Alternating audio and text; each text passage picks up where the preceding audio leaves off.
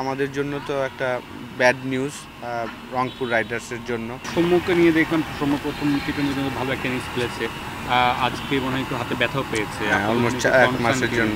হ্যাঁ, ডেফিনেটলি তার রিপোর্টটা শোনা গিয়েছে যে অলমোস্ট 1 মাসের মতন সে ক্রিকেটের বাইরে থাকতে হবে, যেহেতু কয়েকটা স্টিচ দেওয়া হয়েছে তার ফিঙ্গারে।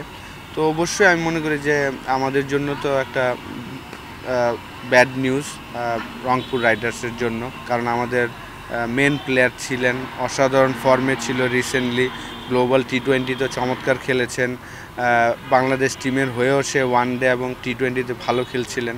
তো এটা অবশ্যই আমাদের জন্য একটা তো ব্যাড নিউজ, কিন্তু আসলে এটা তো আসলে আমাদের হাতে নাই, কন্ট্রোলে নাই।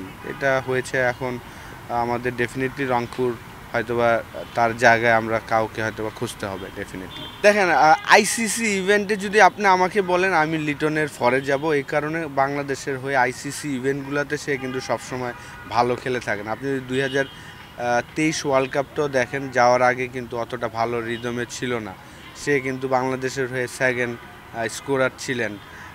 আবার যদি 2024 টি-20 ওয়ার্ল্ড কাপও দেখেন, সেখানেও কিন্তু যাওয়ার আগে অতটা ভালো রিদমে ছিল না, সে কিন্তু টপ স্কোরার। তো আইসিসি ইভেন্টে কিন্তু সে ভালো করে থাকেন।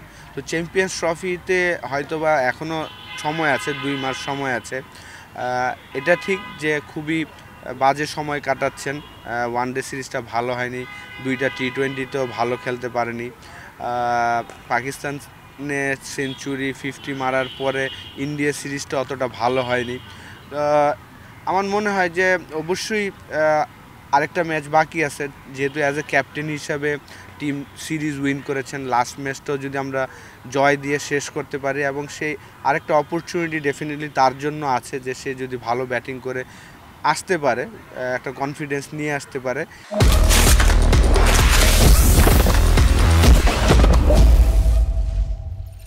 এই উইকেটে কিন্তু আমার কাছে মনে হয় যে যারা টপ অর্ডারে ব্যাটিং করে, তারা যদি জাস্ট বল টু বল খেলার চিন্তা করে, যে এই স্ট্রাইক রেট যদি আমি 100ও রাখি, এখানে আপনার কিন্তু কেউ চাচ্ছে না। আমার মনে হয় না যে ম্যানেজমেন্টও বলছে যে যারা টপ অর্ডারে ব্যাটিং করছে তারা হাই স্ট্রাইক রেটে খেলার জন্য। তারা যদি উইকেটটা হাতে রাখতে পারে, শেষের 2-3 ওভারে যদি আমরা শামীম যেভাবে খেলছেন এইভাবে যদি হয়, ক্যামিও একটা ইনিংস খেলতে পারে, তখনই কিন্তু 130 আমরা দেখে গেলাম যে 130 কিন্তু ম্যাচ উইনিং একটা স্কোর।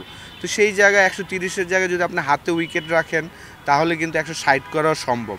তো সেইটা আমার মনে হয় যে লিটনের জন্য আরেকটা অপরচুনিটি আমি মনে করি, যে সে যদি এখানে ভালো একটা নক খেলে আসতে পারেন, তখন অবশ্যই চ্যাম্পিয়ন্স ট্রফিতে আমি মনে করি যে আইসিসি ইভেন্টে আমি অলওয়েজ লিটনের ফরেই থাকবো। আইসিসি ইভেন্টে কিন্তু লিটন অলওয়েজ ভালো খেলে থাকেন। আপনি 2019 ওয়ার্ল্ড কাপ দেখেন, সেখানেও সে ইংল্যান্ডের মাটিতে চমৎকার খেলেছেন। তারপর টি-20 ওয়ার্ল্ড কাপগুলোতেও যদি দেখেন, তো কিছু কিছু প্লেয়ার আছে যে তারা কিন্তু আইসিসি ইভেন্টে ভালো খেলে থাকেন, সেটার মধ্যে একজন আমি মনে করি লিটন কুমার দাস। হ্যাঁ, রিসেন্টলি সে হয়তোবা ওয়ান ডে ম্যাচগুলো ভালো করছেন না। একটা প্লেয়ার আসলে এই মুহূর্তে আমি মনে করি যে 3টা ফরম্যাটে পারফর্ম করাটা ডিফিকাল্ট, আর যেহেতু সে নতুন বলে ব্যাটিং করে, টেস্ট ক্রিকেটে দেখেন সে কিন্তু নাম্বার 5-6 খেলেন, সেই কারণে হয়তোবা বলটা পুরানো থাকে, তার পারফরমেন্সও ভালো। কিন্তু ওয়ানডে ক্রিকেটে কিন্তু আপনি যখন নতুন বলে খেলবেন, সুইং হয়, এক্সট্রা একটা বাউন্স হয়, এক্সট্রা একটা পেস হয়, আর আপনার টিমের বেস্ট বলাররা বল করে থাকেন নতুন বলে। তো সেই জায়গায় আর সে শুরুতেই আউট হচ্ছেন। আপনি খেয়াল করে থাকেন যে সে সেট হওয়ার সুযোগ পাচ্ছেন না, যা করছেন শুরুতেই আউট হয়ে যাচ্ছেন। যখন একটা ব্যাটসম্যান শুরুতে আউট হয়ে যায়, আসলে অতটা কিছু বলার থাকে না। যদি আপনি সেট হয়ে আউট হয়ে যান বারবার, সেটা একটা ক্রাইম আমি মনে করি।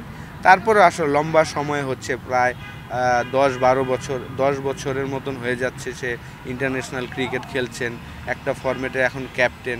কিছুদিন আগে সে 2টা ফরম্যাটেরই ক্যাপ্টেন্সি করেছেন, টেস্ট এবং ওয়ানডেতে।